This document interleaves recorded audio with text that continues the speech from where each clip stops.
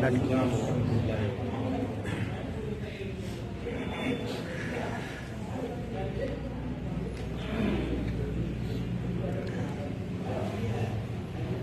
الحمد لله نحمده ونستعينه ونستغفره ونعوذ بالله من شرور أنفسنا ومن سيئات أعمالنا من يهده الله فلا مضل له ومن يضلل فلا هادي له وأشهد أن لا إله إلا الله وحده لا شريك له وأشهد أن محمدا عبده ورسوله أما بعد فإن خير الحديث كتاب الله وخير الهدي هدي محمد صلى الله عليه وسلم وشر الأمور محدثاتها وكل محدثة بدعة وكل بدعة ضلالة وكل ضلالة في النار. أعوذ بالله السميع العليم من الشيطان الرجيم من همزه ونفخه ونفسه. بسم الله الرحمن الرحيم. يا أيها الناس اتقوا ربكم الذي خلقكم من نفس واحدة وخلق منها زوجها وبث منهما رجالا كثيرا ونساء واتقوا الله الذي تساءلون به والأرحام إن الله كان عليكم رقيبا. يا أيها الذين آمنوا اتقوا الله حق تقاته ولا تموتن إلا وأنتم مسلمون. يا أيها الذين آمنوا اتقوا الله وقولوا قولا سديدا يصلح لكم أعمالكم ويغفر لكم ذنوبكم ومن يطع الله ورسوله فقد فاز فوزا عظيما. وقال في موضع آخر أعوذ بالله من الشيطان الرجيم وأن هذا صراطي مستقيما فاتبعوه ولا تتبعوا السبل فتفرق بكم عن سبيله ذلكم وصاكم به لعلكم تتقون. تمام قسم کی تعریفات حمد و ثنا کبریائی اور بڑائی صرف اور صرف اس ذات کے لیے لائق و زیبا ہے جو اپنی ذات کے اعتبار سے، اپنی صفات کے اعتبار سے، اپنی الوہیت یعنی عبادت کے اعتبار سے یکتا تنہا اور بے مثل ہے. نہ تو اس کی ذات میں کوئی شریک، نہ اس کی صفات میں کوئی شریک، نہ اس کی الوہیت یعنی عبادت میں کوئی شریک. وہ اول بھی اور آخر بھی، اپنی قدرتوں سے ظاہر بھی اور نظر نہ آنے کی وجہ سے باطن بھی. وہ حی بھی ہے، قیوم بھی، قادر بھی اور قدیر بھی، غفار بھی اور ستار بھی، ذو الجلال والاکرام بھی اور ذو العرش المجید بھی. حمد و ثنا صرف اور صرف اس ذات کے لیے ہے جس نے ہمیں آنکھ، کان، دل اور دماغ عطا فرمائی. حمد و ثنا صرف اس ذات کے لیے ہے جس نے ہمیں اسلام جیسے عظیم نعمت سے سرفراز فرمایا اور اس نعمت کو قبول کرنے کی صلاحیت و توفیق بخشی. اتنی حمد و ثنا ہو کہ اللہ سبحانہ و تعالی راضی ہو جائے. اللهم لك الحمد حمدا كثيرا طيبا مباركا فيه. اور درود و سلام و امام الانبیاء خطیب الانبیاء محمد عربی صلی اللہ علیہ وسلم پر جو بشیر بھی اور نذیر بھی، صاحب کوثر بھی اور صاحب مقام محمود بھی. اتنا درود و سلام ہو کہ اللہ سبحانہ و تعالی راضی ہو جائے. اللهم صل على محمد وعلى آل محمد كما صليت على إبراهيم وعلى آل إبراهيم إنك حميد مجيد. اللهم بارك على محمد وعلى آل محمد كما باركت على إبراهيم وعلى آل إبراهيم إنك حميد مجيد. حضرات گرامی، بہت دنوں کے بعد تقریباً 9 سال کا عرصہ بیت گیا ہوگا، آپ کے بیچ دوبارہ حاضری دینے کا بہترین اور سنہرا موقع اللہ تبارک و تعالیٰ نے فراہم کیا ہے. اس پر میں اللہ تبارک و تعالیٰ کا شکر ادا کرتا ہوں کہ آپ کے بیچ کچھ باتیں عرض کرنے کی اللہ نے جو سعادت بخشی ہے، اس پر میں اللہ تبارک و تعالیٰ کا شکر ادا کرتا ہوں. حضرات گرامی، ڈائریکٹ میں اپنے موضوع کے اوپر آتا ہوں. آج جیسا کہ اعلان کیا گیا ہے کہ ہمارا موضوع ہے، آج کے اس درس کے اندر ہمارا موضوع ہے منہج صحابہ. سب سے پہلے ہم منہج کی تعریف کرنا چاہیں گے. منہج کسے کہتے ہیں؟ منہج یہ عربی زبان کا لفظ ہے اور نہج ینہج نہجا سے ماخوذ ہے، جس کا مطلب ایسا سیدھا راستہ جس کے اندر کوئی کجی نہ ہو، کوئی ٹیڑھا پن نہ ہو، کوئی گنجلک بات نہ ہو، واضح اور بالکل سیدھے راستے کو منہج کہا جاتا ہے۔ منہج اس راستے کو کہتے ہیں جس راستے کے اندر میں 3 خصوصیات پائی جائیں۔ منہج اس راستے کو کہتے ہیں جس راستے کے اندر میں 3 خصوصیات پائی جائیں۔ نمبر 1 وضاحت، نمبر 2 ظہور، اور نمبر 3 سیدھا ہونا۔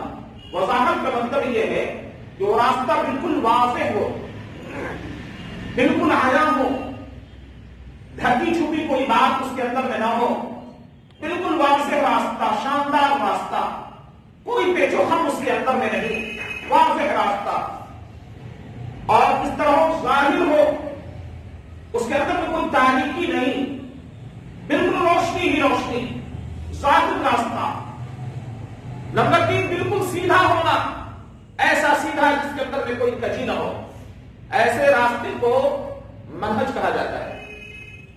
قرآن مجید کے اندر میں سورۃ المائدہ آیت نمبر 48 کے اندر میں اللہ تبارک و تعالی ارشاد فرماتا ہے، اعوذ باللہ من الشیطان الرجیم، لِكُلٍّ جَعَلْنَا مِنْكُمْ شِرْعَةً وَمِنْهَاجًا، تم میں سے ہر ایک کے لیے ہم نے ایک دستور اور راہ مقرر کر دی ہے۔ یہاں پر لفظ منہاج راستے کے معنی میں ہے، دستور کے معنی میں ہے۔ حضرت عبداللہ بن عباس رضی اللہ عنہما اس آیت کریمہ کی تشریح میں اور منہاج کی تفسیر میں فرماتے ہیں کہ منہاج سے مراد سبیل اور سنت کے ہیں، سبیل اور سنت کے ہیں، اور سبیل اور سنت دونوں لفظ راستے کے لیے استعمال ہوتا ہے جو بالکل سیدھا ہو، بالکل وہ واضح ہو اور بالکل ظاہر ہو۔ اور اسی راستے کی طرف اور تھوڑی وضاحت کرتے ہوئے قرآن مجید کی زبان میں اسی منہج کو صراط مستقیم سے تعبیر کیا گیا ہے، اور اس راستے کی دعا اپنی ہر نماز کے اندر میں ہم کرتے ہیں، اعوذ باللہ من الشیطان الرجیم، اہدنا الصراط المستقیم، اے ہمارے پروردگار ہمیں سیدھی راہ دکھا، اہدنا الصراط المستقیم، ہمیں سیدھے راستے کی طرف رہنمائی فرما، سیدھی اور سچی راہ دکھا۔ تو یہاں پہ منہج بمعنی صراط مستقیم کے ہیں، جیسا کہ میں نے ابھی آپ کے سامنے خطبہ مسنونہ کے بعد قرآن مجید کی آیت کریمہ تلاوت کی، اعوذ باللہ من الشیطان الرجیم، وَأَنَّ هَذَا صِرَاطِي مُسْتَقِيمًا فَاتَّبِعُوهُ وَلَا تَتَّبِعُوا السُّبُلَ فَتَفَرَّقَ بِكُمْ عَنْ سَبِيلِهِ ذَلِكُمْ وَصَّاكُمْ بِهِ لَعَلَّكُمْ تَتَّقُونَ۔ اور یہ میرا سیدھا راستہ ہے، اور یہ میرا سیدھا راستہ ہے، فَاتَّبِعُوهُ، بس اس راستے کی تم پیروی کرنا، وَلَا تَتَّبِعُوا السُّبُلَ، اور راہوں کی پیروی نہ کرنا، فَتَفَرَّقَ بِكُمْ عَنْ سَبِيلِهِ، ورنہ اور راہوں کی پیروی کرو گے تو اور راہیں صراط مستقیم سے تمہیں ہٹا دیں گی، متفرق کر دیں گی، جدا کر دیں گی۔ ذَلِكُمْ وَصَّاكُمْ بِهِ لَعَلَّكُمْ تَتَّقُونَ، تمہیں تمہارا پروردگار اسی بات کی وصیت کرتا ہے، لعلکم تتقون، تاکہ تم کیا بن جاؤ، متقی بن جاؤ، پرہیزگار بن جاؤ۔ اب اس آیت کریمہ کی تشریح حدیث رسول صلی اللہ علیہ وسلم سے اس طور پر سنیں، جو بھی آیات اللہ کے نبی صلی اللہ علیہ وسلم کے اوپر نازل ہوتی تھی، آپ صلی اللہ علیہ وسلم کے اوپر اس کی تشریح بھی نازل ہوتی تھی، آپ صلی اللہ علیہ وسلم اپنے اصحاب کو اس کی تشریح کر کر بتلاتے تھے۔ پھر جب تک محمد رسول اللہ صلی اللہ علیہ وسلم کے اصحاب ان آیات کی تشریح جب تک نہیں جان لیتے، لوگوں کو نہیں بتلایا کرتے تھے، یعنی رسول اللہ صلی اللہ علیہ وسلم سے اس آیت کریمہ کی تشریح بھی، اس کی تفسیر بھی، اس کی توضیح بھی سیکھتے، اس کے بعد لوگوں کو اس کی دعوت دیتے۔ آج اس آیت کریمہ کے سلسلے میں اللہ کے نبی صلی اللہ علیہ وسلم نے کیسے اس کے لوگوں کے سامنے ڈیفائن کیا، کیسے اس کی تشریح فرمائی، کیسے اس کی وضاحت فرمائی، وہ ہم سنتے ہیں حضرت عبداللہ بن مسعود رضی اللہ تعالی عنہ اس بارے میں فرماتے ہیں کہ خط لنا رسول اللہ صلی اللہ علیہ وسلم خطا، اللہ کے نبی صلی اللہ علیہ وسلم نے ہمارے لیے ایک سیدھی لکیر کھینچی اور فرمایا هذا سبیل اللہ، ثم قال، پھر فرمایا هذا سبیل اللہ، یہ اللہ کا راستہ ہے، ثم خط خطوطا عن یمینہ وعن شمالہ، اور چند لکیریں دائیں بائیں کھینچی اور فرمایا ہذہ سبل، اور ایک روایت کے اندر میں ہے اس لفظ کی زیادتی کے ساتھ میں ای سبل متفرقہ، یعنی متفرق راستے ہیں، علی کل سبیل شیطان، ہر راستوں کے اوپر شیطان بیٹھا ہوا ہے، یدعو الیہ، جو اپنی طرف لوگوں کو دعوت دے رہا ہے، اپنی طرف بلا رہا ہے۔ ثم قرأ، پھر اللہ کے نبی صلی اللہ علیہ وسلم نے اسی آیت کریمہ کی تلاوت فرمائی اور فرمایا وَأَنَّ هَذَا صِرَاطِي مُسْتَقِيمًا فَاتَّبِعُوهُ، یہ میرا سیدھا راستہ ہے، بس اس راستے کی پیروی کرنا، وَلَا تَتَّبِعُوا السُّبُلَ فَتَفَرَّقَ بِكُمْ عَنْ سَبِيلِهِ، اور راہوں کی پیروی نہ کرنا ورنہ اور راہیں تمہیں صراط مستقیم سے جدا کر دیں گی۔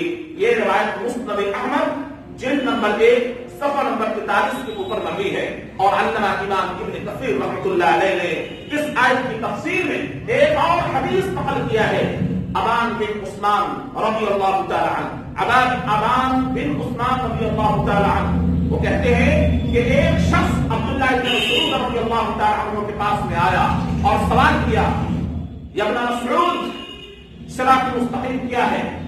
صراط مستقیم کے بارے میں ہمیں بتائیے۔ ہم لوگ سمجھتے ہیں صراط مستقیم تو ہر نماز کے اندر تلاوت کی جاتی ہے، جانتے ہیں کہ اہدنا الصراط المستقیم سورۃ الفاتحہ کے اندر ہے، صراط مستقیم کا تذکرہ ہے، دو چار کی طرح ہم لوگ سب سمجھتے ہیں صراط مستقیم کیا ہے۔ لیکن دیکھیں اس زمانے کی بات ہے، تابعی ہیں، کس کے پاس میں آ رہے ہیں؟ عبداللہ بن مسعود رضی اللہ تعالی عنہ کے پاس میں، کیا حاصل کرنے کے لیے؟ علم حاصل کرنے کے لیے۔ پتہ یہ چلا کہ اس وقت بھی جب صحابہ کو ضرورت پر، تابعی کو ضرورت پڑتی تھی، کس کے پاس جاتے تھے؟ اپنے سے بڑے کے پاس جاتے تھے علم حاصل کرنے کے لیے۔ کس کیا پوچھنے کے لیے آ رہے ہیں؟ صراط مستقیم بتلائیے۔ صراط مستقیم کہتے کسے ہیں؟ کیا ہے صراط مستقیم؟ تو دیکھیے عبداللہ بن مسعود رضی اللہ تعالی عنہ نے کہا کہ محمد رسول اللہ صلی اللہ علیہ وسلم نے ہم کو ایک کنارے پر چھوڑا ہے جس کا ایک کونا جنت کی طرف جاتا ہے، جس کے دائیں بائیں بہت سے راستے ہیں، اور ان راستوں کے اوپر کچھ لوگ بیٹھے ہوئے ہیں، اور وہاں سے گزرنے والے کو، یعنی صراط مستقیم پر چلنے والے لوگوں کو اپنی طرف بلا رہے ہیں۔ لہذا جس نے دائیں بائیں دیکھا اور ان لوگوں کی بات مانی اور صراط مستقیم کو چھوڑ کر ان راہوں یعنی دائیں اور بائیں راہوں کی پیروی کر لی، تو بس وہ جہنم میں چلا گیا۔ اور جس نے صراط مستقیم کو اپنا مشعل راہ بنایا، صراط مستقیم پر چلتے رہے، اسی کی پیروی کرتے رہے، تو وہ راستہ سیدھا اس کو لے کر کہاں جائے گا؟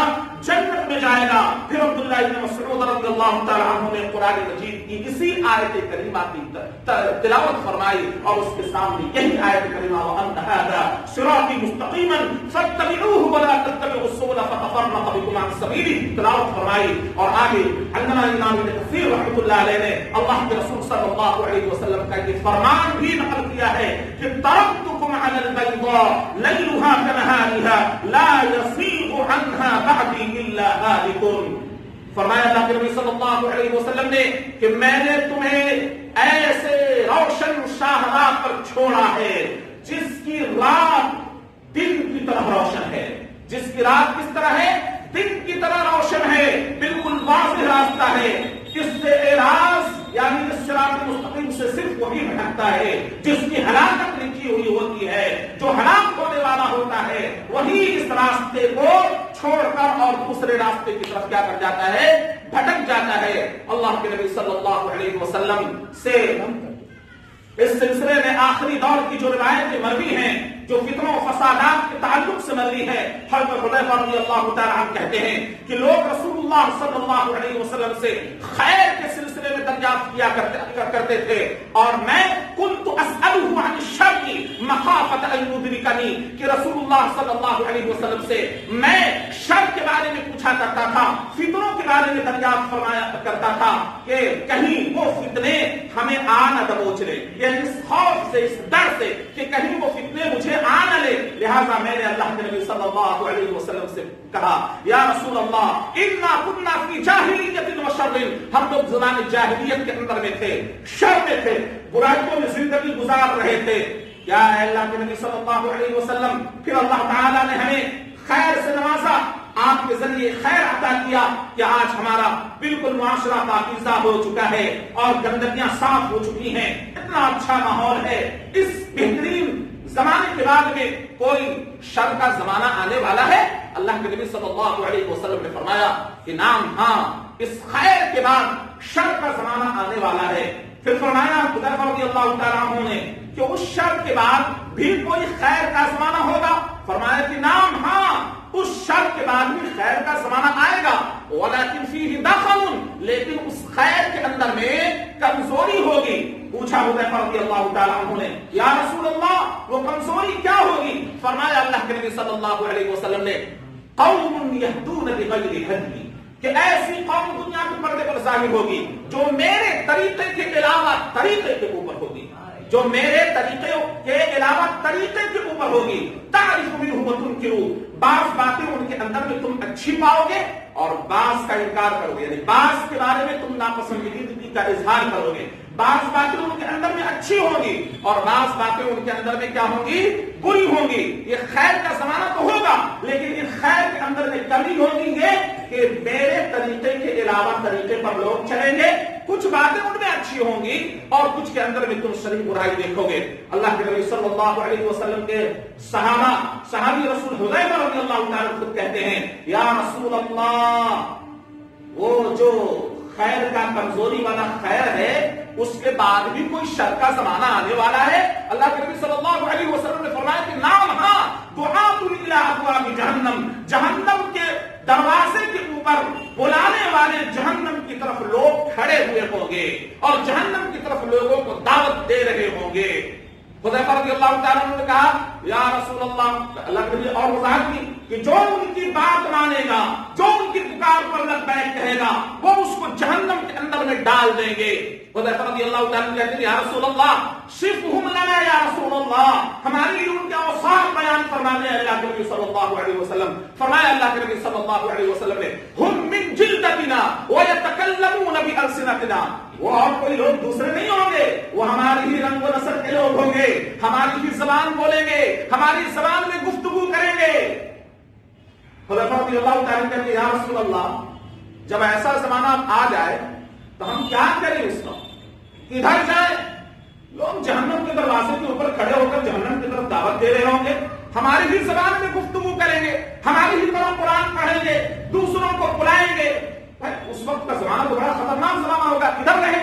فرمایا اللہ کے نبی صلی اللہ علیہ وسلم نے تلزم جماعت المسلمین و امامہم، مسلمانوں کی جماعت اور ان کے خلفاء کے ساتھ میں رہے، مسلمانوں کی جو اکثریت جو جماعت ہوگی اور ان کا خلیفہ کوئی ہے تو مسلمانوں کا خلیفہ اور مسلمانوں کی جماعت کے ساتھ میں لازم پکڑنا۔ تلزم جماعت المسلمین و امامہم، حذیفہ رضی اللہ تعالیٰ اور وضاحت چاہیے یا رسول اللہ، مسلمانوں کی کوئی نہ جماعت ہو اور نہ مسلمانوں کا کوئی خلیفہ ہو تو اس وقت کیا کریں؟ تو اللہ کے نبی صلی اللہ علیہ وسلم نے فرمایا کہ فاعتزل تلک الفرق۔ دیکھیے جواب دیکھیے، یعنی اس کا مطلب ہے کہ مسلمانوں کی نہ تو کوئی جماعت ہوگی، نہ مسلمانوں کو کوئی امام ہوگا، نہ کوئی ان کا رہبر ہوگا، تو اس وقت کیا کریں اے اللہ کے نبی؟ تو رسول اللہ صلی اللہ علیہ وسلم نے فرمایا یقیناً لوگ فرقوں میں بیٹھے ہوئے ہوں گے، فاعتزل تلک الفرق، فرقہ بندیوں سے اپنے آپ کو ہٹا لینا، فرقہ پرستی میں نہ پڑنا، فرقوں سے اپنے آپ کو دور رکھنا۔ فاعتزل تلک الفرق کلھا ولو ان تعض بأثر شجرۃ حتى يدركك الموت، یہاں تک کہ تمہیں درخت کا جڑ چبا کر کیوں نہ رہنا پڑے اور یہاں تک اسی حال میں تمہاری موت کیوں نہ آ جائے، تم اسی حال میں رہنا، یعنی قرآن و سنت کے مطابق عمل کرتے رہنا۔ اور فاعتزل تلک الفرق، شخصیت کے نام پر یا کسی اور جماعت کے نام پر، کسی فکر اور نظریے کے نام پر کوئی جماعت دنیا کے اندر میں بنتی ہے اور وہ محدود ذرائع کے مطابق اپنے آپ کو سمیٹ کر اپنے حق کا پرچم بلند کرتی ہے اور مسلمانوں کی جماعت سے الگ ہوتی ہے، تو ایسے فرقہ پرست لوگوں سے اپنے آپ کو بچائے رکھنا، قرآن و سنت کے اوپر عمل کرتے رہنا۔ اور دیگر روایتوں کے اندر میں اور اس کی وضاحت موجود ہے۔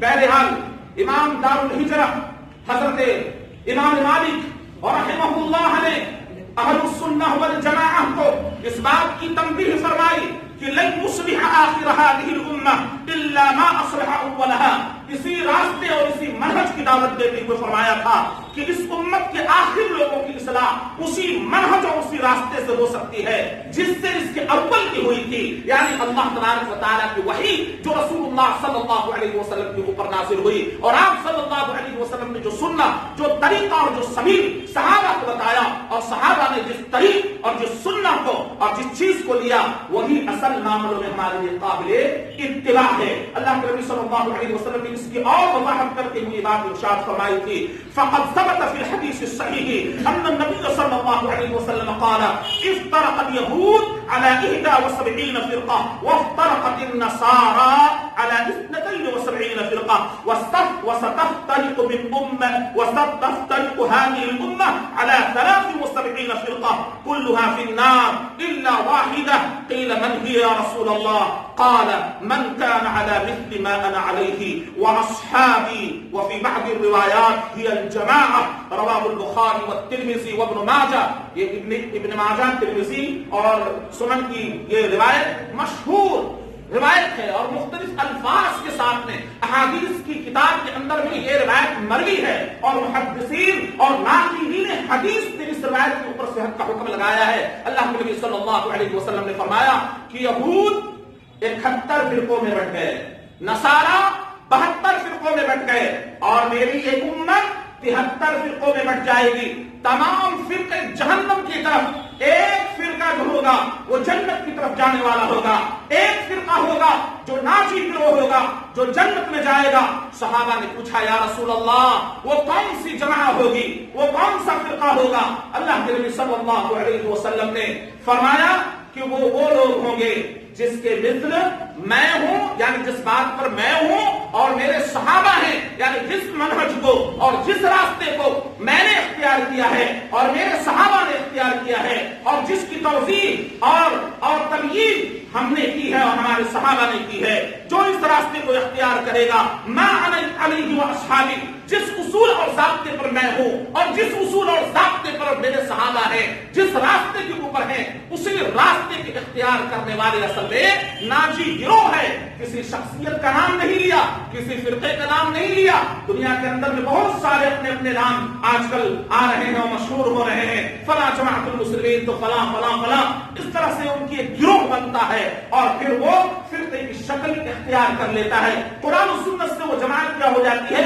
دور ہو جاتی ہے۔ لہذا ضرورت اس بات کی ہے کہ ہر آدمی، ہر مسلمان اللہ کے نبی کے طریقے، محمد رسول اللہ صلی اللہ علیہ وسلم کے اصحاب کے منہج کو اختیار کرے، تبھی جا کر وہ کامیاب و کامران ہو سکتا ہے اور فرقہ واریت اور شخصیت پرستی سے اپنے آپ کو بچائے، تب جا کر وہ کامیاب و کامران ہو سکتا ہے۔ ورنہ یقین مانے کہ ہمارا منہج اس وقت تک درست نہیں ہوگا جب تک کہ اپنے ہم تمام افکار اور نظریات میں اصحاب رسول صلی اللہ علیہ وسلم کو آئیڈیل اور نمونہ نہ بنا لے۔ اللہ کے نبی صلی اللہ علیہ وسلم نے فرمایا تھا فَإِنَّهُ مَنْ يَعِشْ مِنْكُمْ بَعْدِي فَسَيَرَى اخْتِلَافًا كَثِيرًا عَلَيْكُمْ بِسُنَّتِي وَسُنَّةِ الْخُلَفَاءِ الرَّاشِدِينَ الْمَهْدِيِّينَ عَضُّوا عَلَيْهَا بِالنَّوَاجِذِ وَإِيَّاكُمْ وَمُحْدَثَاتِ الْأُمُورِ فَإِنَّ كُلَّ مُحْدَثَةٍ بِدْعَةٌ وَكُلَّ بِدْعَةٍ ضَلَالَةٌ وَكُلَّ ضَلَالَةٍ فِي النَّارِ۔ وفي روایت نسائی کے اندر یہ الفاظ کا تذکرہ ہے وَكُلَّ ضَلَالَةٍ فِي النَّارِ۔ اللہ کے نبی صلی اللہ علیہ وسلم ابن ماجہ کی روایت کہ إِنَّهُ مَنْ يَعِشْ مِنْكُمْ بَعْدِي فَسَيَرَى اخْتِلَافًا كَثِيرًا، جو میرے بعد زندہ رہے گا اپنے سامنے بہت سارے اختلافات و انتشار کو دیکھے گا تو اس کے اوپر ضروری ہے فَعَلَيْكُمْ بِسُنَّتِي، میری سنت کو وہ لازم پکڑے رہے اور میرے صحابہ کے اصول و ضوابط کو اور میرے صحابہ کے طریقے کو، جو ہدایت یافتہ خلفائے راشدین المہدیین ہیں، جو ہدایت یافتہ ہیں، ان کے طریقے کو لازم اور ضروری پکڑے گا، وہ پھر گمراہ نہیں ہو سکتا۔ ان کو اس کے لیے ضروری ہے کہ وہ لازم پکڑے۔ انه منکم من یعش منکم فسیرى اختلافا کثیرا فعلیکم بسنتی وسنت الخلفاء الراشدین المہدیین عضوا علیہا بالنواجذ۔ اور یہی نہیں کہ صرف پکڑنا ہے، مضبوطی سے تھام لینا ہے اور اس کے اوپر ڈٹ جانا ہے۔ اس بات کی اللہ کے نبی صلی اللہ علیہ وسلم نے وصیت فرمائی اور ڈرایا اس بات سے کہ یقینی بات ہے کہ آپ نے اگر صحابہ کا طریقہ چھوڑا، صحابہ کا منہج چھوڑا اور صحابہ کے راستے کی اتباع آپ نے نہ کی تو یقین جانیے کہ وہ آدمی بدعت و خرافات میں پڑے گا، وہ آدمی کسی دوسرے ایسے افکار و نظریات کا حامی ہو جائے گا جس کی تردید کی گئی ہے اور پھر وہ صراط مستقیم سے اپنے آپ کو دور کر لے گا۔ اللہ کے نبی صلی اللہ علیہ وسلم کے صحابہ کے راستے کے اندر ہی میں اصل نجات ہے۔ اللہ کے نبی صلی اللہ علیہ وسلم نے خبردار کیا وَإِيَّاكُمْ وَمُحْدَثَاتِ الْأُمُورِ، ہوشیار رہنا، اس لیے کہ نئے نئے امور، نئے نئے منکرات چیزیں دنیا سے پردے پر آئیں گی، اس سے بچنا۔ وَإِيَّاكُمْ وَمُحْدَثَاتِ الْأُمُورِ فَإِنَّ كُلَّ مُحْدَثَةٍ بِدْعَةٌ، ہر نئی چیز جو اسلام کے نام پر گڑھی جانے والی ہے، عبادت کے نام سے اس کو تعبیر کیا جاتا ہے، جس کا کوئی ثبوت رسول اللہ صلی اللہ علیہ وسلم اور آپ کے اصحاب سے مروی نہ ہو، وہ کیا ہے؟ بدعہ ہے، اور ہر بدعت گمراہی ہے۔ اور نسائی کی روایت کے اندر میں ہر گمراہی انسان کو جہنم میں لے جانے والی چیز ہے، لہذا ہوشیار رہنا۔ اللہ کے نبی صلی اللہ علیہ وسلم نے اپنے اصحاب کو ہوشیار کیا تھا۔ قرآن مجید کے اندر اسی صحابہ کے راستے کو اختیار کرنے اور صحابہ جیسا ایمان لانے کی تنبیہ خود اللہ تبارک و تعالیٰ نے قرآن مجید کے اندر میں کی ہے۔ اعوذ باللہ من الشیطان الرجیم، بسم اللہ الرحمن الرحیم، فَإِنْ آمَنُوا بِمِثْلِ مَا آمَنْتُمْ بِهِ فَقَدِ اهْتَدَوْا وَإِنْ تَوَلَّوْا فَإِنَّمَا هُمْ فِي شِقَاقٍ۔ سورۃ البقرہ آیت نمبر 137 کے اندر میں اللہ تبارک و تعالیٰ ارشاد فرماتا ہے فَإِنْ آمَنُوا بِمِثْلِ مَا آمَنْتُمْ بِهِ، اگر تم اسی طرح ایمان لاؤ جس طرح، اگر وہ لوگ اسی طرح ایمان لے آئیں جس طرح تم ایمان لائے ہو، اگر وہ لوگ اسی طرح ایمان لائے جس طرح تم ایمان لے آئے ہو، فَقَدِ اهْتَدَوْا، تو وہ لوگ ہدایت پا جائیں گے، وہ لوگ ہدایت کیا ہے؟ پا جائیں گے۔ اگر انہوں نے روگردانی کی، وَإِن تَوَلَّوْا فَإِنَّمَا هُمْ فِي شِقَاقٍ، تو سخت ترین گمراہی میں، اختلافات میں پڑنے والے ہیں، سخت ترین اختلاف میں پڑنے والے ہیں۔ پتہ ہی چلا کہ صحابہ کے منہج کو چھوڑنے پر اور صحابہ نے جس طرح ایمان لایا اس طرح اگر ہم ایمان کا ثبوت نہیں دیتے، اس طرح اپنے نبی کے اوپر ایمان نہیں لاتے، تو یقین جانیے کہ ایسے لوگ اختلاف میں پڑنے والے ہیں، شقاق میں پڑنے والے ہیں۔ قرآن نے صاف واضح کر دیا۔ اور دوسرے مقام پر اللہ تبارک و تعالیٰ ارشاد فرماتا ہے سورۃ النساء کے اندر میں وَمَن يُشَاقِقِ الرَّسُولَ مِن بَعْدِ مَا تَبَيَّنَ لَهُ الْهُدَىٰ وَيَتَّبِعْ غَيْرَ سَبِيلِ الْمُؤْمِنِينَ نُوَلِّهِ مَا تَوَلَّىٰ وَنُصْلِهِ جَهَنَّمَ وَسَاءَتْ مَصِيرًا۔ فرمایا کہ جو کوئی بھی رسول اللہ صلی اللہ علیہ وسلم کی مخالفت کرتا ہے باوجود یہ کہ اس کے سامنے ہدایت کو واضح کر دیا گیا، یعنی ہدایت اس کے سامنے واضح ہو چکی تھی، پیغام اس کے سامنے واضح ہو چکا تھا، اور اس نے رسول اللہ صلی اللہ علیہ وسلم کی مخالفت کی۔ وَيَتَّبِعْ غَيْرَ سَبِيلِ الْمُؤْمِنِينَ، اور مومنین کی راہوں کے علاوہ کی پیروی کی، یعنی مومنین کی راہ سے مراد اکثر ائمہ مفسرین کے نزدیک سبیل المؤمنین سے مراد کن کا راستہ ہے؟ اصحاب رسول صلی اللہ علیہ وسلم کا منہج، اور ان کا راستہ ہے جو غیر سبیل المؤمنین، یعنی مومنین کے راہوں کے علاوہ راہوں کی پیروی کی، تو اللہ تبارک و تعالیٰ اس کو اسی طرح پھیر دے گا جس طرف وہ گیا ہے، اور اللہ فرما رہا ہے کہ ہم اس کو پھیر دیں گے اسی طرف جس طرف وہ رخ کرے گا، اور ہم اس کو جہنم میں پہنچا دیں گے۔ اور اس لیے جہنم جو ہے بہت بری جگہ ہے، وساعت مصیرہ، جہنم بہت بری جگہ ہے، یعنی اس کو صرف یہی نہیں کہ ہم اس کو اسی طرف پھیریں گے جس کی طرف وہ گیا ہے، بلکہ ہم اس کو جہنم کی طرف لے آئیں گے۔ وَنُصْلِهِ جَهَنَّمَ وَسَاءَتْ مَصِيرًا، ہم اس کو جہنم کے اندر میں داخل کر دیں گے۔ اور جس جماعت کی سناخانی خود قرآن مجید نے اس انداز میں کی ہے، اس سے بڑھ کر اور کیا ہو سکتا ہے؟ اور اس کی مخالفت اصحاب رسول صلی اللہ علیہ وسلم کی مخالفت آج گالیاں دی جا رہی ہیں اصحاب رسول صلی اللہ علیہ وسلم کے کو، اور وہ شخصیت جس کے لیے اللہ کے نبی صلی اللہ علیہ وسلم نے دعا کی تھی، ان کے علم کے سلسلے میں اللہ کے نبی صلی اللہ علیہ وسلم نے دعا کی تھی، حضرت امیر معاویہ رضی اللہ تعالی عنہ۔ آج دیکھیے یوٹیوب آپ کھول لیجیے کیسے کیسے الفاظ نعوذ باللہ حضرت امیر معاویہ رضی اللہ تعالی عنہ کے لیے استعمال کی جاتے ہیں۔ اللہ کے نبی نے کہا کہ لا تسبوا اصحابی، میرے صحابہ کو برا بھلا نہ کہنا۔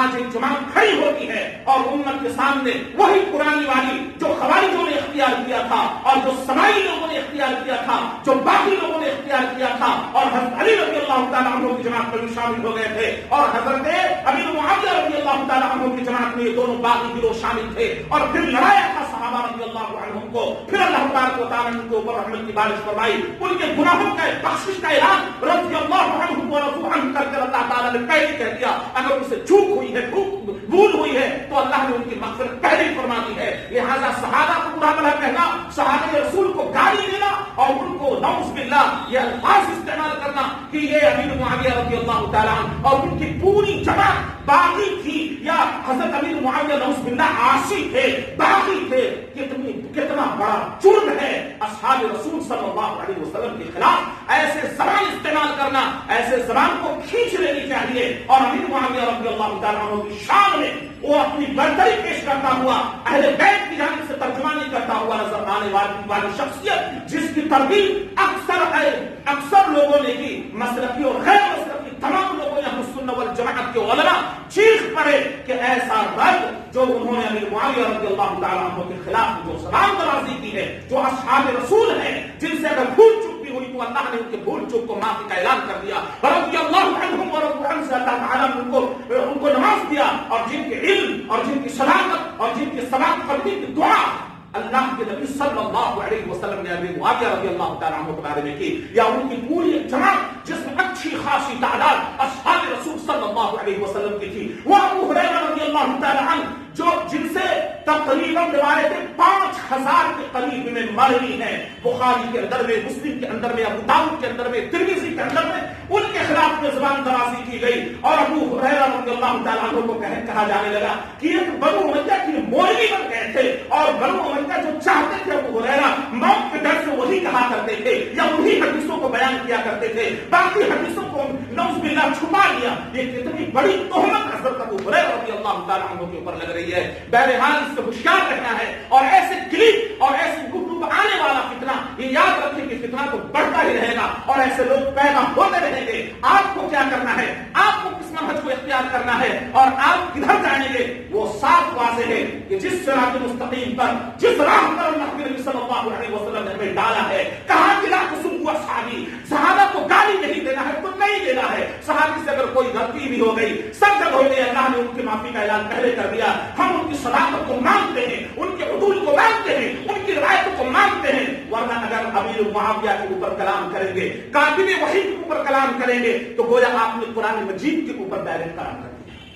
یہ دعوت کرنے والی کاتب وحی امیر معاویہ رضی اللہ تعالیٰ، کتنی روایتیں ان سے ثابت ہیں، تمام روایتوں کا انکار کرنا پڑے گا. اگر ان کو عاصی باقی اور طاغی قرار دے لیں گے تو اللہ ہمیں امیر معاویہ رضی اللہ تعالیٰ عنہ کی جانب سے بدگمانی سے بچائے، بغض سے بچائے اور عداوت سے بچائے. اصحاب رسول صلی اللہ علیہ وسلم کی وہ جماعت تھی جس کی تعریف خود قرآن مجید نے کی ہے کہ محمد رسول اللہ، محمد صلی اللہ علیہ وسلم اللہ کے رسول ہیں.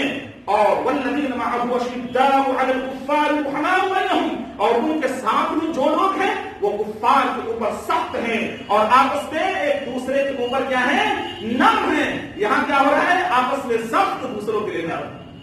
اصحاب رسول کا راستہ کیا تھا کہ وہ آپس میں ایک دوسرے کے لیے نرم تھے. کلمہ طیبہ لا الہ الا اللہ کے پڑھنے والے کا خون نہیں بہایا کرتے تھے. یہ تو اس وقت ہوا جن لوگوں نے رسول اللہ صلی اللہ علیہ وسلم کی ان اصحاب کی مخالفت کی. اور وہ لوگ جو خوارج کہلائے، میں آپ کو ان کا واقعہ تھوڑا بیان کرتا چلوں. ان کا منہج کیا تھا، خوارجوں کا منہج کیا تھا، اور آج میں ہمارے سامنے ایسی چیزیں پنپ رہی ہے جو بدعقیدگی کو جنم دے رہی، جو بدعت و خرافات کو جنم دے رہی ہے، جو ارہابیت کو، جہاد کا نام ارہابیت میں بدل کر اس کو پیش کرنے کی کوشش کر رہی ہے، اور جہاد کے پاک لفظ کو ارہابیت کے سانچے میں ڈھال کر بدگماں داغ لگانے کی کوشش کر رہی ہے. وہ میں آپ کے سامنے پیش کرتا ہوں. حضرت امیر معاویہ رضی اللہ تعالیٰ عنہ، حضرت علی رضی اللہ تعالیٰ عنہ کے مابین جو کچھ بھی ہوا، اور اس کے بعد میں جنگ صفین کے بعد میں یہ لوگ آپس میں بیٹھ کر صلح صفائی کرنے کے لیے جب تیار ہو گئے، حضرت امیر معاویہ رضی اللہ تعالیٰ عنہ نے جو صلح کی پیشکش کی، حضرت علی رضی اللہ تعالیٰ عنہ نے اس کو قبول کیا. حضرت علی رضی اللہ تعالیٰ عنہ کی جانب سے ابو موسیٰ اشعری رضی اللہ تعالیٰ حکم کے عہدے پر فائز ہوئے، اور ادھر سے حضرت عمرو بن عاص فاتح مصر رضی اللہ تعالیٰ عنہ حضرت امیر معاویہ رضی اللہ تعالیٰ عنہ کی جانب سے آئے، اور ان دونوں کو حکم بنایا گیا. اور یہ بات کہی گئی کہ جو یہ دونوں فیصلہ کر دیں گے اس فیصلے کے اوپر ہم راضی برضا رہیں گے، اور ہم اسی فیصلے کو مانیں گے، اسی فیصلے کو تسلیم کریں گے. بہرحال خوارجوں کو یہ بات کب جذبے والے تھی، کب اس بات کو ماننے والے تھے؟ انہوں نے حضرت علی رضی اللہ تعالیٰ عنہ سے بغاوت کا اعلان کر دیا اور کہہ دیا ان الحکم الا للہ، حکم تو صرف اللہ کی ذات ہے، انسانوں کو حکم بنایا جا رہا ہے، ہم اس چیز کو تسلیم نہیں کرتے.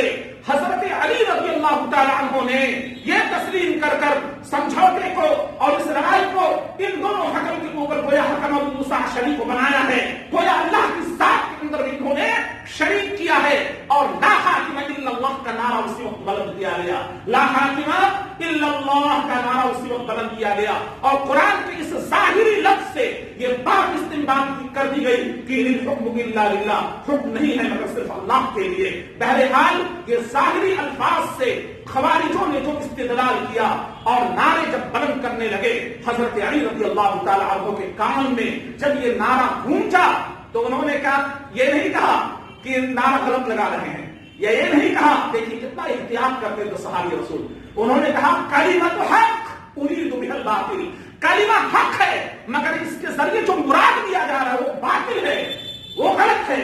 کلمہ حق ہے، ہم کہتے ہیں کلمہ یہ غلط ہے، نہیں، کلمہ حق ہے، قرآن کا جملہ ہے ان الحکم الا للہ، لیکن اس کے ذریعے جو مراد لیا جا رہا ہے وہ باطل ہے، وہ بے بنیاد ہے۔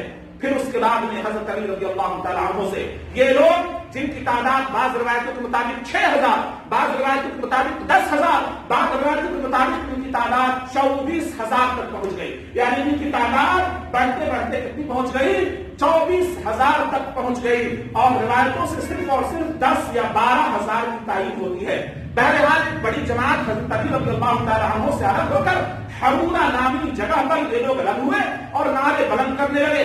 حضرت علی رضی اللہ تعالیٰ عنہ بڑے فکر مند ان کے تعلق سے ہوئے اور بڑے مایوس ہو کر حضرت عبداللہ ابن عباس رضی اللہ عنہما کا انتخاب فرمایا اور کہا کہ آپ جائیں اور ان کو سمجھانے کی کوشش کریں، اور یہ جو استدلال کر رہے ہیں، جو منہج رسول صلی اللہ علیہ وسلم سے الگ ہٹ کر قرآن کی توضیح و تشریح کر رہے ہیں، آپ اٹھیں۔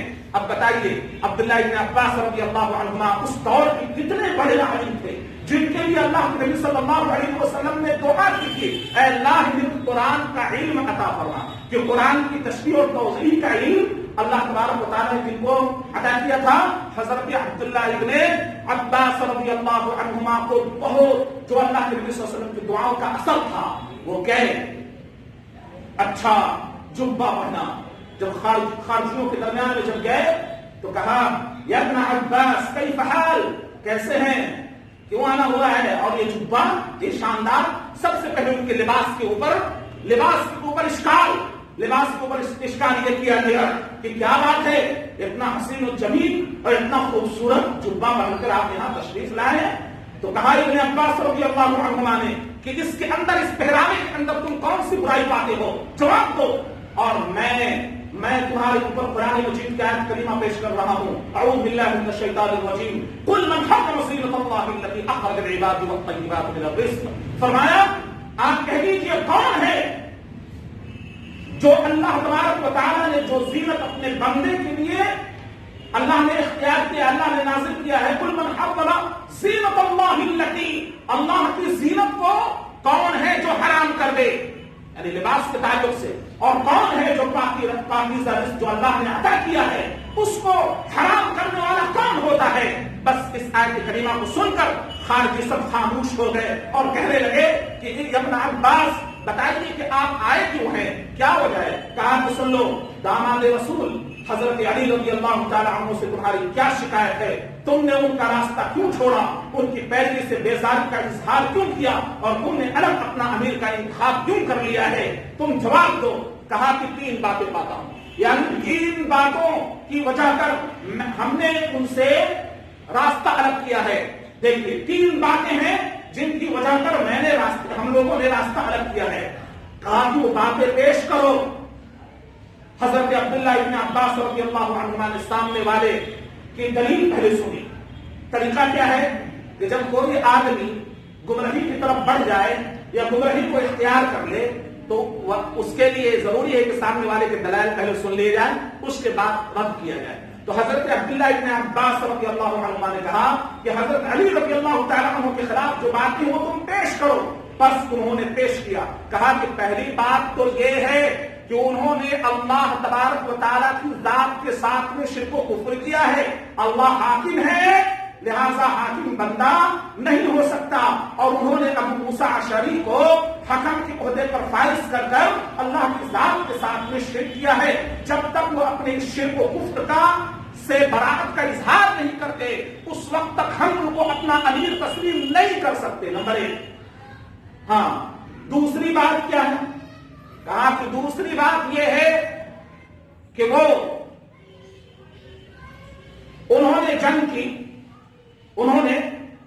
جنگ کی لیکن مال نہ لوٹا، نہ ان کی عورتوں کو باندی بنایا، نہ غلام بنایا، نہ تو گرفتاریاں ہوئی، نہ مال غنیمت ٹوٹا گیا۔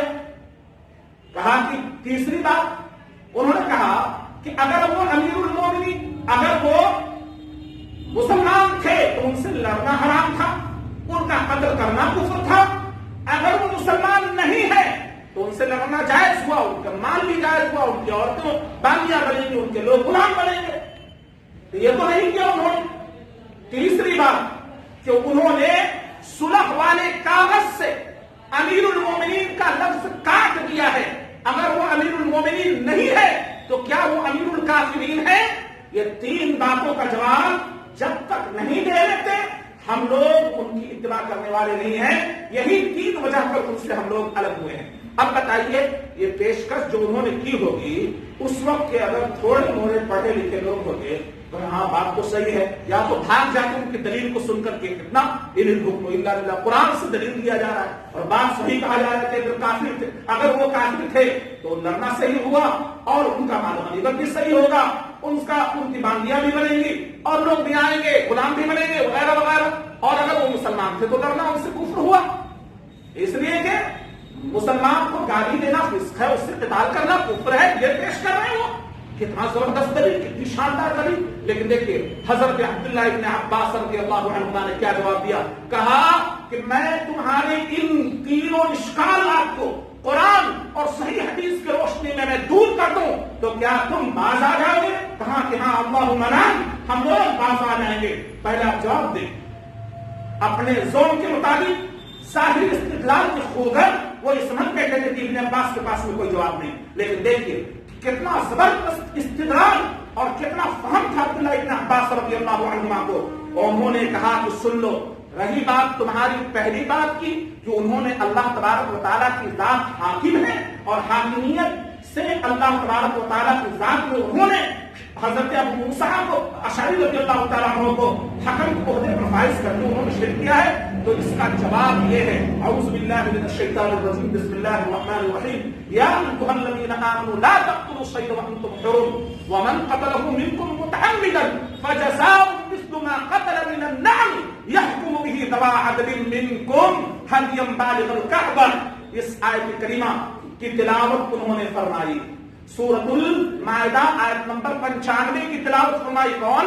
حضرت عبداللہ ابن عباس رضی اللہ عنہما نے، اور فرمایا کہ سن لو اللہ تعالیٰ اس آیت کریمہ کے اندر میں یہ فرما رہا ہے، ترجمہ سماعت فرمائیں کہ اے ایمان والو جب تم حالت احرام میں ہو، یعنی حرم کے اندر حالت احرام میں ہو اور تم نے جان بوجھ کر کسی جانور کو قتل کر دیا تو اس کا بدلہ ہے جو کعبہ پہنچایا جائے گا بطور فدیہ بطور کفارہ، جو کعبہ پہنچایا جائے گا قربانی کے طور پر، اسی کے مثل جانور جس کے فیصلہ تم میں سے دو عادل لوگ کریں گے، یحکم بہ ذوی عدل منکم۔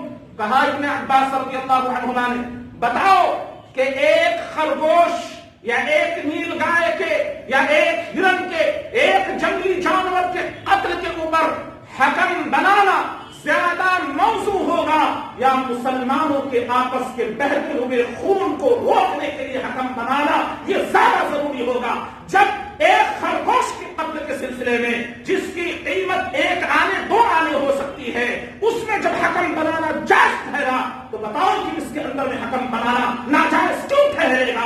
کہ جب آپس کے معاملات ہو تو حکم بنانے میں کوئی حرج کی بات نہیں ہے۔ اللہ تعالیٰ ہی حکم بنانے کا حکم دے رہا ہے، جو تم میں سے دو عادل جس چیز کا فیصلہ کر دیں گے اور جس جانور کا فیصلہ کر دیں گے وہ جانور ہدیے کے طور پر وہ کعبے میں بھیجا جائے گا، یعنی حرم میں اس کو بھیجا جائے گا قربانی کے طور پر۔ پہلے حال تم بتاؤ تو کہا کہ جی مسلمانوں کے آپس کے خون میں حکم بنانا زیادہ بہتر ہوگا۔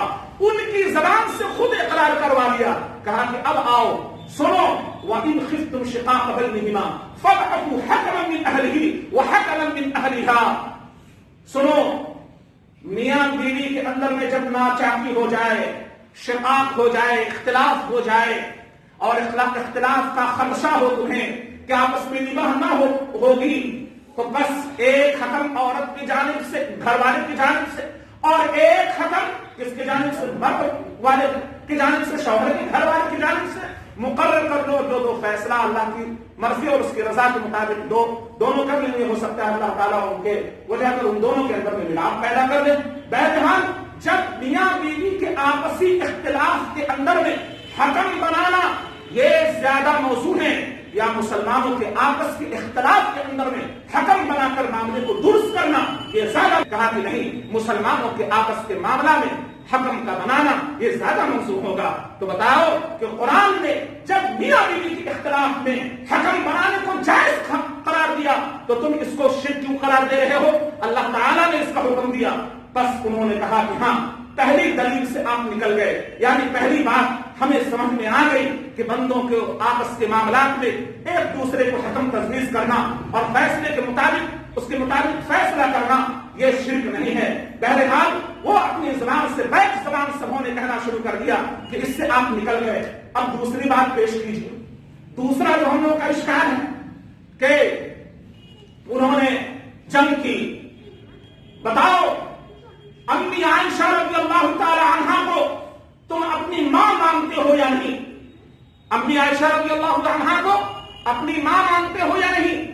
اگر تم ماں نہیں مانتے تب بھی تم نے کفر کیا، اس لیے کہ قرآن کہتا ہے النبی اولی بالمؤمنین من انفسهم وازواجه امہاتهم کہ نبی کی بیویاں مومنوں کی مائیں ہیں. نبی مومنوں کے نزدیک ان کی جان سے بھی زیادہ حق رکھنے والے ہیں، اور نبی کی بیویاں مسلمانوں کی کیا ہیں؟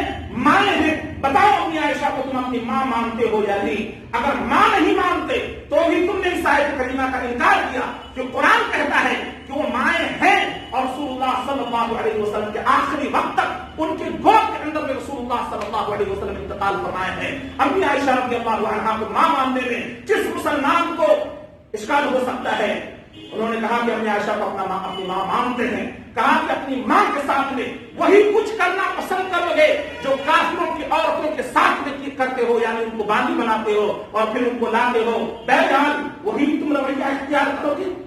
کہا کہ نہیں.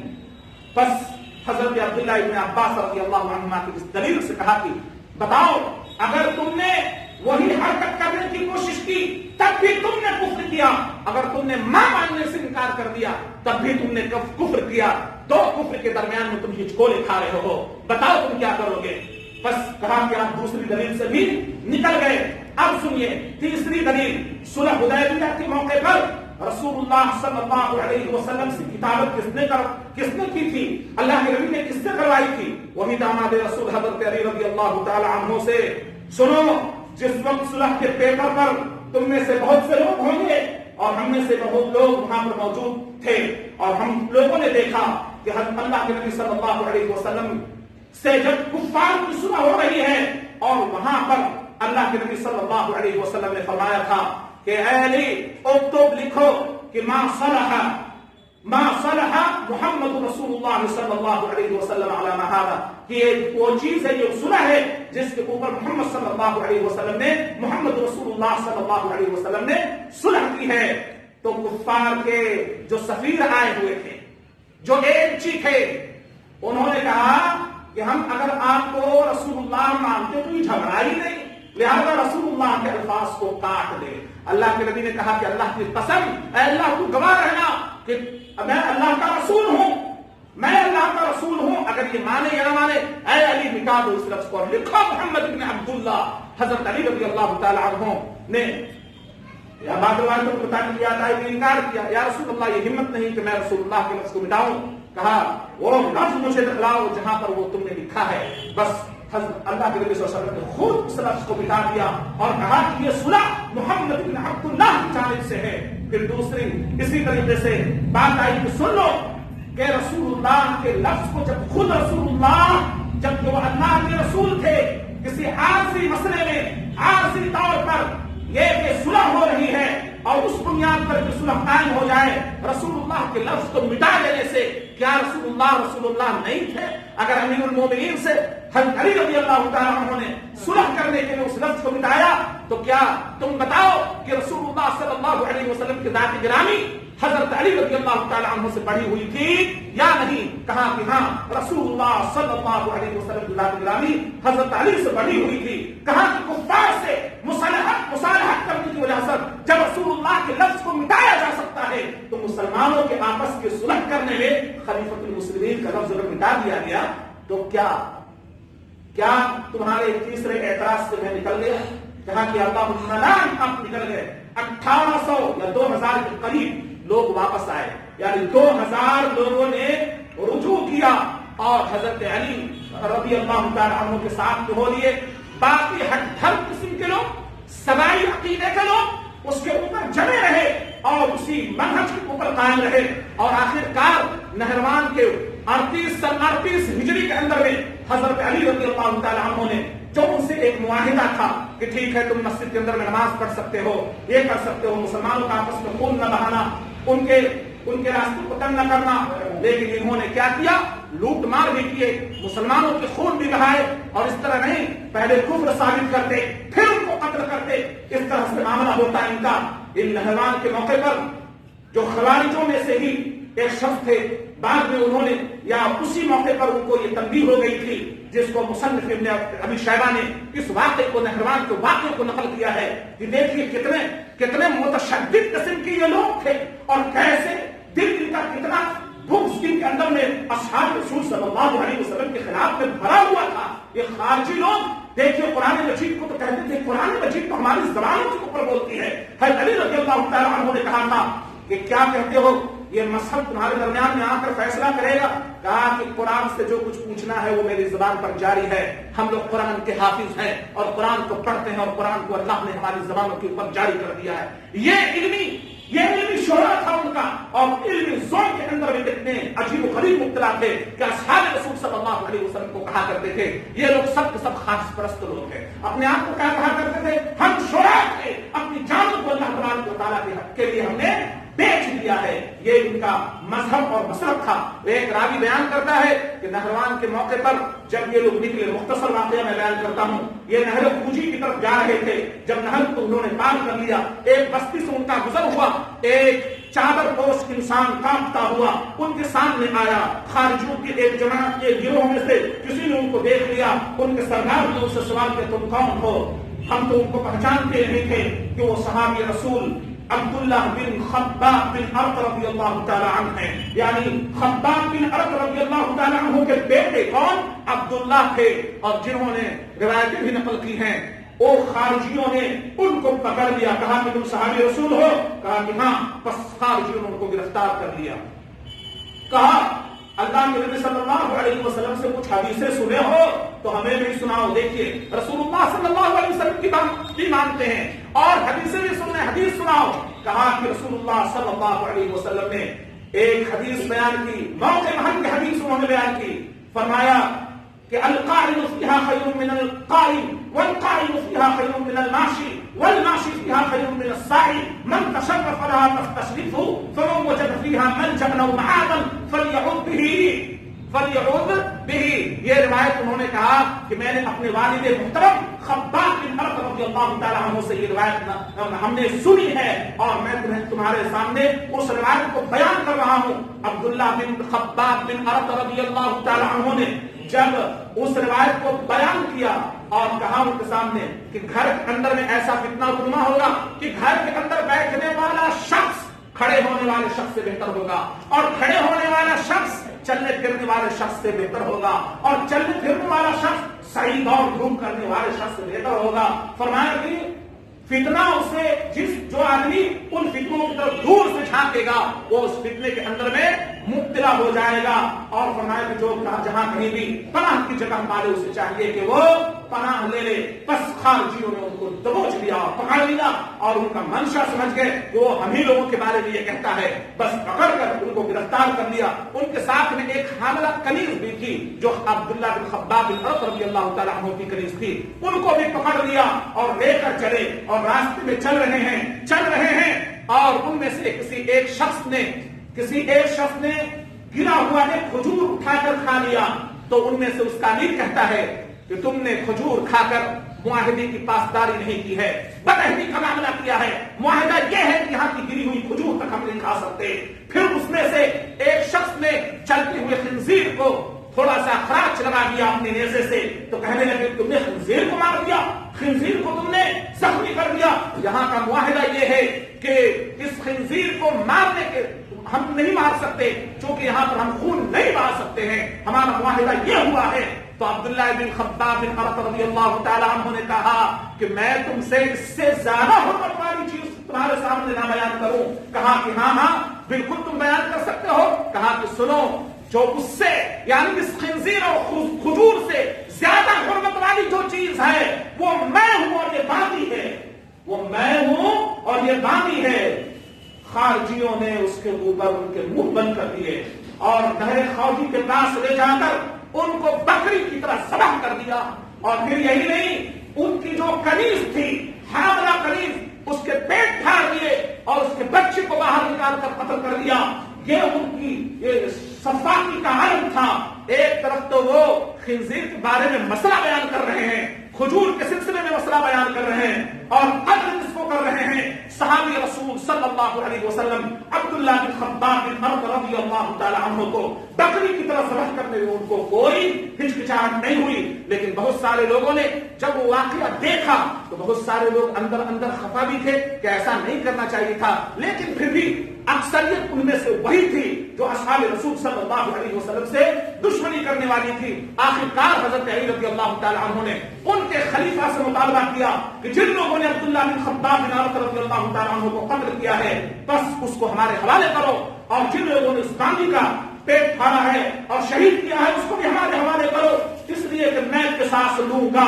حضرت علی رضی اللہ تعالیٰ عنہ کہنے کے باوجود بھی وہ نہ مانے اور سب چلانے لگے اور کہنے لگے کہ ہم نے قتل کیا ہے، ہم سب نے قتل کیا ہے، سب کو سزا دو، ہم سب قاتل ہیں، ہم نے مارا ہے۔ یہ ان کی جرأت تھی، یہ ان کا راستہ تھا جو اپنی راہ انہوں نے الگ کر رکھی تھی۔ حضرت علی رضی اللہ تعالیٰ عنہ سے الگ ہوئے تھے، اور پھر دیکھیے ان کی جب لڑائی نہروان کے موقع پر 37 ہجری کو جب ان کی لڑائی صحابہ کرام رضی اللہ عنہم کے سے ہوئی، حضرت علی رضی اللہ تعالیٰ عنہ نے ان کے خلاف میں جب مورچہ سنبھالا اور اسے جہاد کرنے کے لیے تیار ہو گئے، حضرت علی رضی اللہ تعالیٰ عنہ نے حدیث بیان کی اور لوگوں کے سامنے یہ روایت پیش کی کہ یأتی فی آخر الزمان قوم حدثاء الاسنان سفهاء الاحلام يقولون من خير قول البرية يمرقون من الاسلام كما يمرق السهم من الرمية لا يجاوز ایمانهم حناجرهم۔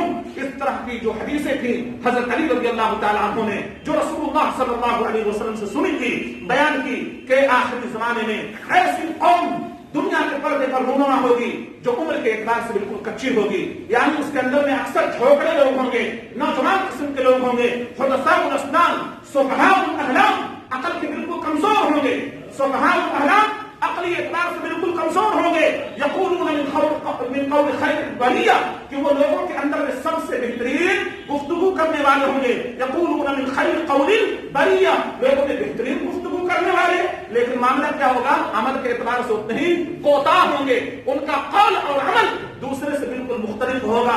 یمرقون من الاسلام، وہ اسلام سے اس طرح نکل جائیں گے جیسے تیر شکار سے نکل جاتا ہے یا کمان سے نکل جاتا ہے، اور لا یجاوز ایمانهم، ان کا ایمان ان کے حلق کے نیچے سے نہیں اترے گا۔ اور ایک جگہ ہے کہ قرآن خوب اچھی طرح پڑھیں گے لیکن وہ قرآن ان کے حلق کے نیچے سے نہیں اترے گا۔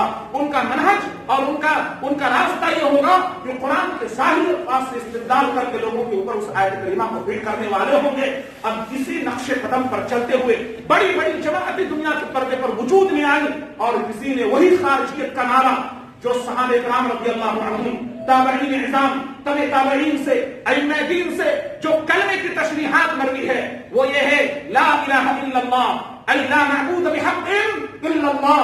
سب جانتے ہیں الحمدللہ، سارے لوگ کو پتا ہے کہ لا الہ الا اللہ کا مفہوم رسول اللہ صلی اللہ علیہ وسلم نے جب پہلے صفحہ پر پیش کیا تھا سب لوگ سمجھ رہے تھے کہ اللہ کے نبی صلی اللہ علیہ وسلم کیا پیش کر رہے ہیں، ای لا حکم الا اللہ کے نام کیا اللہ کے نبی نے کہا لا الہ الا اللہ قولوا لا الہ الا اللہ تفلحون. تمام معبودان باطل کا انکار اور ایک معبود حق، ایک معبود برحق کا اقرار کیا. لا الہ الا اللہ اے لا معبود بحق الا اللہ. خالق وہ سمجھتے تھے، رازق وہ سمجھتے تھے، حاکم وہ سمجھتے تھے کہ اللہ تبارک و تعالیٰ کی ذات ہے، لیکن نفی کس بات سے کی گئی؟ لا معبود بحق الا اللہ. عبادت کے اندر وہ ان کا شرک تھا، عبادت کے اندر وہ اللہ تبارک و تعالیٰ کے ساتھ غیروں کو شریک کیا کرتے تھے. منہج پیش کیا گیا، منہج پیش کرنے والے رسول اللہ صلی اللہ علیہ وسلم کتاب گرامی، منہج کو اختیار کرنے والے اصحاب رسول صلی اللہ علیہ وسلم. بعد کے اندر میں اصول و ضوابط مرتب کیے گئے اور اصحاب رسول سے، تابعین اعظام سے یہ ثابت ہوا کہ اللہ تبارک و تعالیٰ سے معبودان باطل کی نفی کس طرح کی جائے گی؟ اے لا معبود بحق الا اللہ. معبود بحق صرف اور صرف اللہ تبارک و تعالیٰ کی ذات ہے. اے رہی بات لا حاکم الا اللہ کا نعرہ بلند کرنے والا، وہی خوارج کے منہج کے اوپر آج بھی قائم ہے. انہی کے اولاد میں سے ہیں جو آج یہ کہتے ہیں لا حاکم الا اللہ. معنی سمجھتے نہیں کہ کیا کسی صحابی نے اس کلمے کی ایسی ہی تشریح کی تھی جس سے یہ تشریح ثابت ہے؟ یہ تو وہ نعرہ تھا جو خارجیوں نے حضرت علی رضی اللہ تعالیٰ عنہ کے اوپر بلند کیا تھا. اس لیے کہ حاکم حقیقی بھی ہوتا ہے اور حاکم مجازی بھی ہوتا ہے. لہذا جو حقیقی اور مجازی ہو اور اس کا جواز ہو، اس کے ذریعے سے اللہ کی وحدانیت کی نفی نہیں کی جا سکتی ہے. اللہ تبارک و تعالیٰ کی وحدانیت کو اس کے ذریعے سے ثابت نہیں کیا جا سکتا ہے. اس لیے کہ حاکم حقیقی اور حاکم مجازی یعنی ایک لفظ کے دو معنی ہو سکتے ہیں. حاکم حقیقی بھی ہو سکتا ہے جس کا پورا تکوینی نظام قائم ہے، جو اس آیت کریمہ سورہ یوسف کے اندر میں جو آیت کریمہ یحکم الا للہ، وہاں تکوینی بات کہی جا رہی ہے. کائنات کے اندر بھی جو حکم جاری ہے، سورج کا نکلنا، غروب ہونا، چاند کا نکلنا، غروب ہونا، ہواؤں کا چلنا اور تیز ہو جانا، بارش کا ہونا اور رک جانا، یہ پورا تکوینی نظام مافوق الاسباب طریقے سے اللہ تبارک و تعالیٰ کے ہاتھوں میں، اختیارات میں ہے. لیکن ما تحت الاسباب میں آپس میں ایک دوسرے کو کسی بھی معاملات میں حکم تجویز کیا جائے گا اور اس کو حاکم مجازی سمجھا جائے گا، اور وہ جو فیصلہ آپس کے اختلافات میں کر دیں گے ان کو تسلیم کرنا یہ شرک نہیں ہے. لہٰذا جن لوگوں نے بغیر سوچے سمجھے یہ منہج کرنے کے سلسلے میں اختیار کیا کہ لا حاکم الا اللہ، انہوں نے خوارج کے منہج کو لیا. اور جنہوں نے کہا لا معبود بحق الا اللہ، تو کلمے کا صحیح مفہوم، کلمے کا صحیح منہج انہوں نے صحابہ کرام رضی اللہ عنہم سے اخذ کیا اور یہ لیا کہ لا معبود بحق الا اللہ.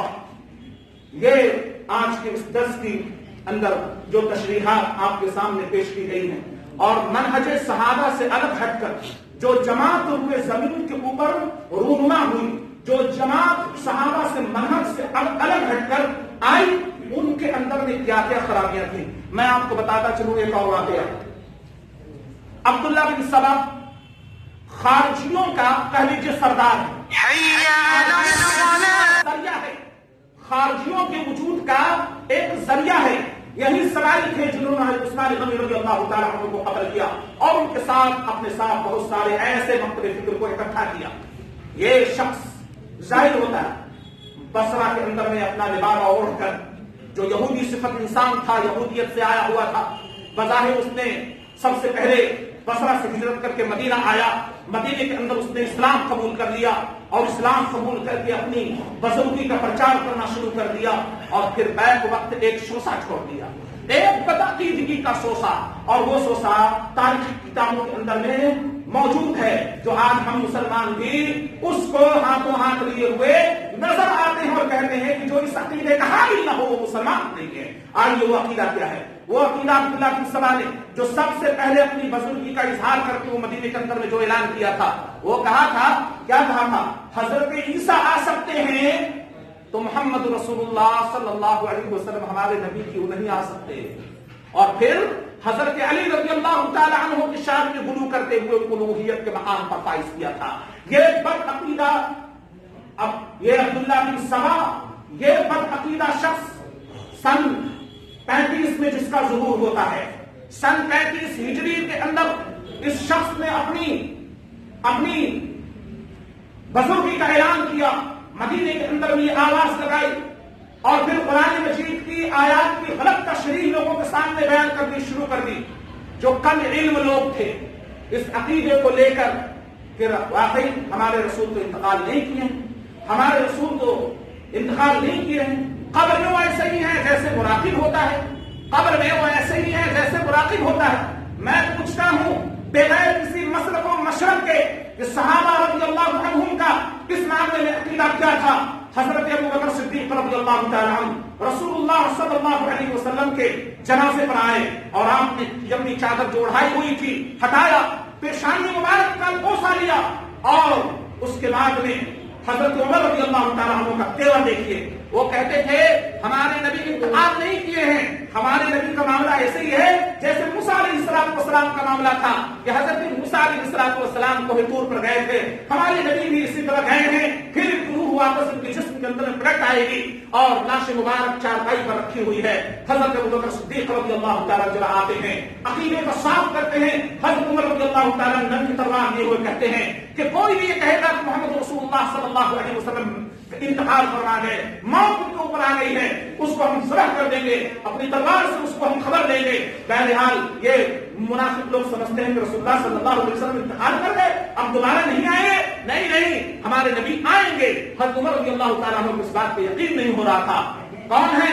حضرت ابوبکر صدیق رضی اللہ تعالیٰ عنہ، سب سے بڑے اس کے بعد میں عالم، یعنی لوگ کہا کرتے تھے کہ ہم میں سب سے زیادہ اگر کسی کو زیادہ فہم حاصل تھا تو سب سے زیادہ قریب رہنے والے حضرت ابوبکر صدیق رضی اللہ تعالیٰ عنہ کو تمام اصحاب میں سب سے زیادہ عالم بالفہم کہا گیا ہے، فہم کے اعتبار سے سب سے بہترین سمجھنے والے۔ کہ جب آیت کریمہ جب نازل ہوئی تو حضرت ابوبکر اذا جاء رسول اللہ والفتح جب نزول ہوا تو زار و قطار رونے لگے، لوگوں نے رونے کا وجہ پوچھی، یا اللہ کے نبی صلی اللہ علیہ وسلم نے جب یہ بات کہی کہ اللہ تبارک و تعالیٰ نے ایک شخص کو اختیار دیا آخرت اور دنیا کی چیزوں میں لینے کا، تو اس نے دنیا کی چیزوں کو ٹکرا کر آخرت کی چیزوں کو لے لیا، اس کے اوپر حضرت ابوبکر صدیق کو رونے لگے۔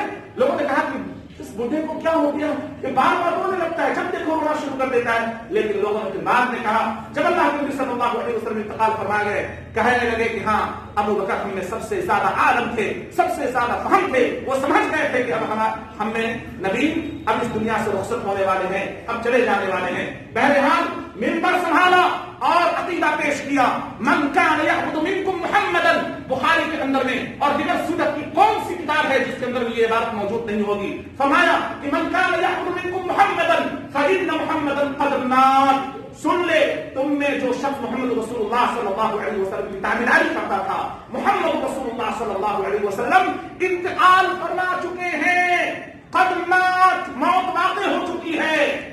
یہ مت سوچو کہ محمد صلی اللہ علیہ وسلم پھر دوبارہ آئیں گے اور آیت کریمہ کی تلاوت فرمائی، وما محمد الا رسول قد خلت من قبله الرسل افإن مات او قتل انقلبتم على اعقابكم، منہج پیش کیا کہ رسول اللہ صلی اللہ علیہ وسلم محمد اللہ کے رسول ہیں اور ان سے پہلے بھی بہت سے رسول آئے اور دنیا سے گزر گئے، کیا یہ رسول انتقال کر جائیں یا قتل کر دیے جائیں تو تم اپنے ایڑیوں کے بل اسلام سے پھر جاؤ گے۔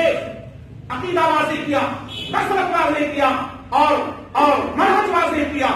حضرت ابوبکر صدیق رضی اللہ تعالیٰ عنہ کا یہ منہج اور عبداللہ بن سبا کا وہ منہج جو انہوں نے کہا مدینے کے اندر میں، جو مدینے کے اندر سے وہاں سے بھگائے گئے، مدینے کے جو والی تھے انہوں نے عبداللہ بن عامر نے ان کو بلا کر کہا جو گورنر کے عہدے پر فائز تھے، انہوں نے کہا تم کون آدمی ہو، کہاں سے آپ ہو، کیا عقیدے پھیلا رہے ہو؟ کیا اس کے منہج کی صراحت کی؟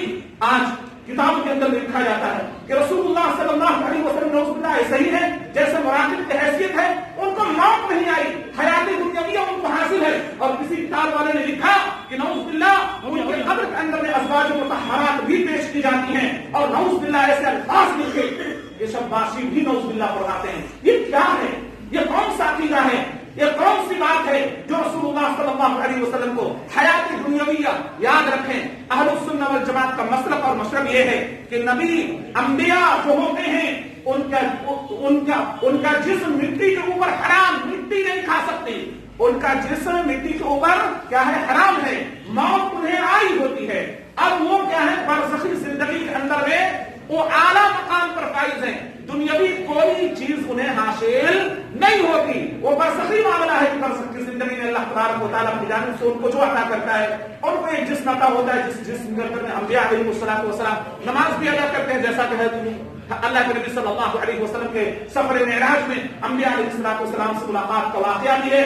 एक अलग मामला है जो हमारे इस फहम से बालातर है। हम सोचना भी चाहेंगे और जिंदगी का तसव्वुर भी करना चाहेंगे तो तसव्वुर नहीं कर सकते। उसके हमारे भेजे से वो दूर की चीज है, उसके अंदर पढ़ने की जरूरत नहीं है, ना उसके सिलसिले में पूरे रीड करने की जरूरत है कि वो जिस क्या था क्या नहीं था वगैरह वगैरह। अल्लाह ने उनको एक बेहतरीन मकाम अता किया है और वो हयात जिस हयात का कुरान के अंदर में हदीस के अंदर में तस्करा है वो हयात दुनियाविया नहीं है, वो हयात बरज़खी है और बरज़खी जिंदगी को पार करके कोई नहीं आ सकता। कुरान का उसूल है और चारों अइम्मा इस बात पर मुत्तफिक है, जो ये अकीदा रखे कि मशाइख की रूहें आती हैं या मशाइख की रूहें घर के अंदर में आती हैं, वो आदमी दान इस्लाम से खारिज हो जाता है। जो ये अकीदा रखे, बस अब्दुल्ला बिन सबा का ये अकीदा जिसको आज हम हयातुन नबी लिद्दुन्याविय्यह के नाम से हमने गाड़ रखा है और अपने सर के ऊपर उठाए रखे हैं, ये मनहज सहाबा के खिलाफ ये अकीदा है। याद रखें, इससे तौबा करने की जरूरत है और समझने की जरूरत है कि जिस हयात का तस्करा है वो हयात यहाँ की हयात से बालातर है, वो हयात हयात उखरा हयात बरज़खिया है। और बरज़खी की जिंदगी जिस तरह अंबिया अलैहिस्सलातु वस्सलाम दुनिया की जिंदगी के अंदर में सबसे आला मकाम पर होते हैं, आलम बरज़ख में भी सबसे आला मकाम पर होंगे और आलम महशर में भी सबसे आला मकाम पर अल्लाह तबारक व तआला उनको रखेगा। आलम महशर के अंदर में भी अंबिया अलैहिस्सलातु वस्सलाम सबसे आला मकाम और सबसे आला जगह पर होंगे। लिहाजा उनको उस जगह से हटाकर इस दुनियावी जिंदगी में लतफ़त करके उनके शान के अंदर भी गुस्ताखी न की जाए। मनहज रसूल, मनहज सहाबा और जो मनहज हमें अता हुआ है कुरान से कि इन्नका मय्यतून इन्नहुम मय्यतून, कि बेशक आप भी मरने वाले हैं, लोग भी मरने वाले हैं, तो मौत का तस्करा कुरान करता है। मौत का तस्करा खुद अबू बकर सिद्दीक रज़ियल्लाहु तआला अन्हु ने किया और उसी मनहज के ऊपर तमाम असहाब रसूल सल्लल्लाहु अलैहि वसल्लम कायम व दायम थे। कोई ऐसा अकीदा नहीं था कि रसूलुल्लाह सल्लल्लाहु अलैहि वसल्लम अपनी कब्र से उठकर आएंगे, लोगों के दरमियान में फैसला फरमाएंगे, लोगों की इमदाद और मदद करेंगे वगैरह। ऐसा कोई अकीदा असहाब रसूल सल्लल्लाहु अलैहि वसल्लम के ज़माने में नहीं बनता, लेकिन बाद के लोगों ने ऐसे ऐसे मनगढ़ंत किस्से कहानियां अपनी किताबों के अंदर में भर दी हैं जिसको आज हम पढ़ते हैं और झूमते हैं और उसे अकीदे के हामिल हो जाते हैं और हम नौजवान उस अकीदे को